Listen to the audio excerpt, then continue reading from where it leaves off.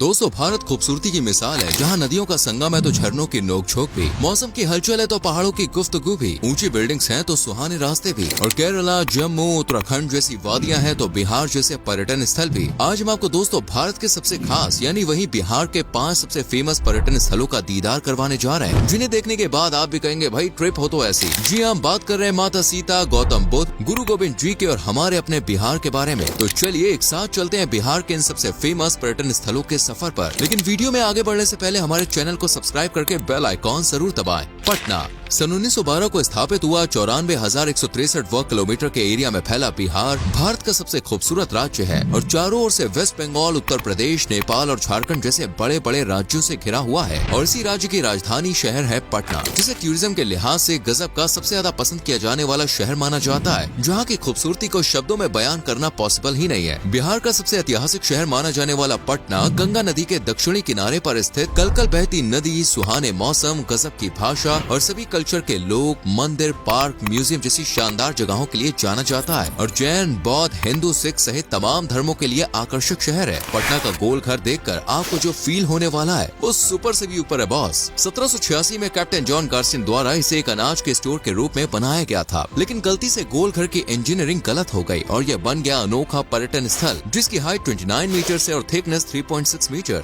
ऊपर पहुँचने के लिए 145 सीढ़ियों को चढ़ने का कष्ट भी है, लेकिन ऊपर पहुँचने के बाद जो नजारा होता है ना, आए हाय हाय, मजा ही आ जाता है। पटना के इतिहास, कलाकृतियाँ, कल्चर और प्रेजेंट की कुछ अनोखी चीजों से रूबरू होना है तो कदमों को घर की जगह पटना म्यूजियम की तरफ मोड़िएगा, जहाँ 50,000 से भी ज्यादा दुर्लभ कला वस्तुएं यानी आर्ट मौजूद है। 1917 में बने इस म्यूजियम में सुंदर प्रतिमा, राजपूत वास्तुकला, मुगलों के बारे में जानने को मिलेगा और भारतीय कलाकृतियाँ भी देखने को मिलेंगी। वहीं ज़ेब्रा, हिरन, बारहसिंगा, मगरमच्छ, भालू, हाथी सहित दूसरे जानवरों के दर्शन करने हैं तो संजय गांधी बोटेनिकल गार्डन सबसे बेस्ट है, जिसे 1969 में बनाया गया था। पटना का सबसे प्रसिद्ध धार्मिक स्थल है पतन देवी टेम्पल, जिसे हिंदुओं के सबसे पवित्र मंदिरों में से एक माना गया है, क्योंकि पौराणिक कथाओं के अनुसार मंदिर 51 शक्ति पीठों में से एक है और यहाँ माता के शरीर से दाहिनी जांघ का हिस्सा गिरा था। जबकि महावीर टेम्पल में बैठे हनुमान जी की लीला भी अपरंपार है, क्योंकि देश के कोने कोने में बसे मंदिरों में इस मंदिर को सर्व प्रमुख माना गया है, जहाँ संकट मोचन हनुमान जी अपने भक्तों की हर समस्या को दूर करते हैं। बस दोस्तों, पर्यटन स्थलों में पटना के जलन म्यूजियम को भी स्किप नहीं किया जा सकता, क्योंकि यहाँ 10,000 से ज्यादा कलाकृतियाँ मौजूद है। ओरिएंटल लाइब्रेरी की तो बात ही निराली है, ऊपर से यहाँ इस्कॉन टेम्पल भी है, इसलिए हिंदुओं के लिए पटना तो सबसे बेस्ट है।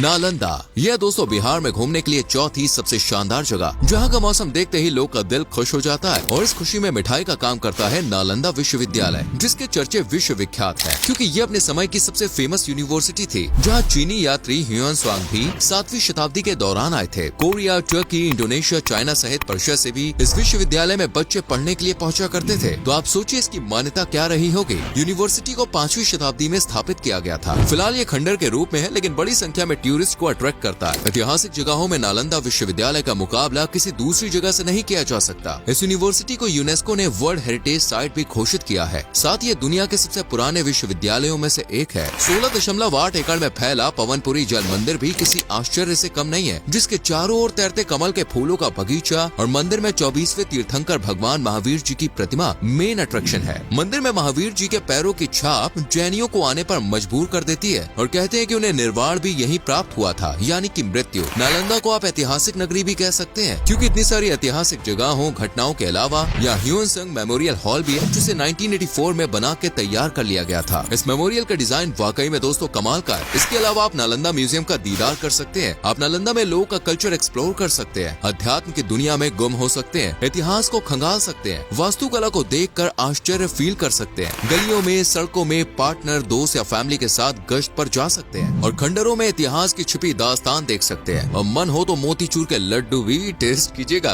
बौद्ध गया। वैसे अगर आप बिहार में भगवान बुद्ध की सबसे बड़ी प्रतिमा देखने जा रहे हैं तो बॉस ये आपको मिलने वाली है बौद्ध गया में, जिसकी खूबसूरती, वास्तुकला और अद्भुत कारीगरी में हर कोई डूब जाता है। लगभग 80 फीट ऊंची ये प्रतिमा सच में दोस्तों नायाब है, जिसे 1989 में दलाई लामा द्वारा बनवाया गया था और ये ये देश की सबसे ऊंची मूर्तियों में से एक है। लेकिन इस प्रतिमा के अलावा भी फाल्गु नदी के किनारे बस इस शहर में काफी कुछ है, जैसे महाबोधि टेम्पल, जिसे 2002 में यूनेस्को ने वर्ल्ड हेरिटेज साइट का दर्जा दिया था। वैसे इस मंदिर में भी गौतम बुद्ध की बड़ी सी प्रतिमा मौजूद है। बिहार से सिर्फ 100 किलोमीटर दक्षिण पूर्व में जाना है और बस अपनी वास्तुकला, इतिहास, कला, परंपरा के लिए बोध गया आपके सामने होगा। इसी शहर में 500 ईसा पूर्व में महात्मा गौतम बुद्ध जी को फाल्गु नदी के किनारे ज्ञान की प्राप्ति हुई थी, इसलिए बुद्धिस्ट लोगों के लिए शहर सबसे खास है। दोस्तों, यहाँ पर बोधि ट्री भी है जहाँ गौतम बुद्ध जी को ज्ञान की प्राप्ति हुई थी। वहीं थाई मोनेस्ट्री भी है जहाँ सोने के टाइल से ढकी घुमावदार छतों का अनमोल जाल देखने को मिलता है, जिसे देखकर आपकी आंखों में गजब की चमक उठेगी। इसी तरह रॉयल भूटान मोनेस्ट्री भी है। बस फर्क ये है कि यहाँ पर सोने की छत नहीं है, लेकिन इसे भगवान गौतम बुद्ध को श्रद्धांजलि के रूप में बनवाया गया था। शहर से लगभग 15 किलोमीटर की दूरी पर 1972 में जापानीज टेम्पल का भी निर्माण किया गया था और ये भी भगवान गौतम बुद्ध के उपदेशों की नक्काशी का प्रतीक है। शहर के आर्कियोलॉजिकल म्यूजियम में तो आप गौतम बुद्ध और बुद्ध धर्म से जुड़ी अनेकों मूर्तियां, आर्ट, खुदाई में मिले सिक्के, बर्तन वगैरह सभी चीजें देख सकते हैं। साथ ही नागार्जुना केव, विष्णुपद टेम्पल, टेरगर मोनेस्ट्री, बोध गया multimedia museum, Taiwanese temple, Karma temple सहित और भी काफी कुछ देख सकते हैं। राजगीर दोस्तों, बोध गया के बाद भी पैसे बचा के रखिएगा, क्योंकि सबसे कमाल टूरिस्ट प्लेस है राजगीर, जिसे घूमने के लिए सबसे बेस्ट जगह माना जाता है, क्योंकि यहाँ पर रहस्यमय चट्टानी पहाड़ियाँ, घने हरे भरे जंगल, गुफाएं, झरने, वादियाँ और लुभावने आध्यात्मिक स्थल है, इसलिए इसे one of the best tourist place of Bihar माना जाता है। राजगीर नगर को बौद्ध धर्म, जैन धर्म और हिंदू धर्म तीनों से जोड़ के देखा जाता है। राजगीर को देवताओं के निवास के रूप में भी जाना जाता है, जो लगभग 3000 साल पुराना है। शहर की सबसे खास बात यह है कि इस जगह पर भगवान बुद्ध और भगवान महावीर ने अपनी जिंदगी के कुछ खास पल बिताए थे और ये 7 राजसी पहाड़ियों से घिरा हुआ है। यहाँ जाने वाले टूरिस्टों की संख्या में दोस्तों हर साल बढ़ोतरी होती है, इसलिए मेरे हिसाब से आपको भी एक बार तो राजगीर का दीदार जरूर करना चाहिए। घूमने की बात करें तो वेन्यू वेन बेस्ट ऑप्शन है। इसके बाद आप जा सकते हैं गिरिधर रखुता, जिसे देखने के लिए पहाड़ी पर 400 मीटर चढ़ना पड़ता है, लेकिन एक बार चढ़ गए तो गजब का नजारा और गिद्ध चोटी का दीदार देखने को मिलेगा। ये पहाड़ी छोटी जरूर है, लेकिन सबसे खास है क्योंकि गौतम बुद्ध जी ने यही सबसे पहले प्रचार किया था। इसी पहाड़ी पर विश्व शांति स्तूपा के नाम से फेमस जापानी स्तूप भी है, जिसे बनवाने का क्रेडिट जापानियों को जाता है और यहाँ पर काफी शांति है। वैसे अगर आप एडवेंचर के शौकीन है और कोई भी काम सीधी तरह से करना पसंद नहीं करते हैं, तो बॉस राजगीर रोप वे की सैर जरूर करना, जिसे भारत के सबसे पुराने रोप वे में से एक माना जाता है और 1000 से ज्यादा फीट की ऊंचाई पर रोप वे में बैठकर शहर के हरियाली, वादियां, घर मकान देखने का जो मजा है ना, वो वाकई में सबसे हटके और लुभावना है। इसके अलावा आप यहाँ पर Bimbisara jail, Veerayatan Jain museum, 40 kilometre लंबी साइक्लोपियन दीवार, सन भंडार केव और सप्तपर्णी केव जैसे दूसरे पर्यटन स्थल भी देख सकते हैं। सन भंडार केव में गौतम बुद्ध की प्रतिमा है और कहते हैं कि राजगीर की पहाड़ी पर दक्षिणी ढलानों पर स्थित इसी गुफा में बिम्बिसारा का खजाना है। एक बात तो बताना हम आपको भूल ही गए, आजकल राजगीर अपने ग्लास ब्रिज के लिए पूरी दुनिया में छाया हुआ है। इस ग्लास ब्रिज की मदद से आप सुंदर सुंदर पहाड़ियों का आनंद उठा सकते हैं। इसके अलावा राजगीर में घूमने के लिए जू सफारी भी है, तो हुआ ना